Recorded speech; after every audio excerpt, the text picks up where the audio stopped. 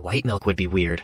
Whoa. One time I used the phrase personal space bubble, and someone thought the word bubble was particularly funny for some reason. I can't remember exactly how it happened, but it became an inside joke, and before long we ended up just calling our group the Bubble. But it turns out that names are a powerful thing, and after a few months the entire class knew that we had one, and they wanted in. We never set out to be exclusionary, it was just an inside joke that other kids overheard. So when someone who none of us knew very well came up at lunch and asked if he could join the Bubble, it was like, that's not really how this works. He just wanted to make friends, but it was a question that we hadn't even considered, and for lack of a more thoughtful response, we kind of just awkwardly told him no. That rejection really upset him, especially after he must have worked up the courage to come ask us in the first place. So he went, crying, to Mrs. K. Instead of taking us aside and talking to us about what happened in private, she called us out in front of the entire class. She said something to the effect of, I've been hearing all about the Bubble for months, and now I understand that you're going around and telling kids that they can't be in it. Then I'll never forget that she pointed at me and said, I'm popping the bubble. What does that even mean? She didn't talk through things with us and set reasonable expectations. She was just like, yep, I popped the bubble. Problem solved. If she had taken the time to understand what was really going on, then she could have helped us work through a better way to handle it and set a good example for the class. But no, she singled us out in front of everyone and set a terrible example. Now how am I supposed to be a good person?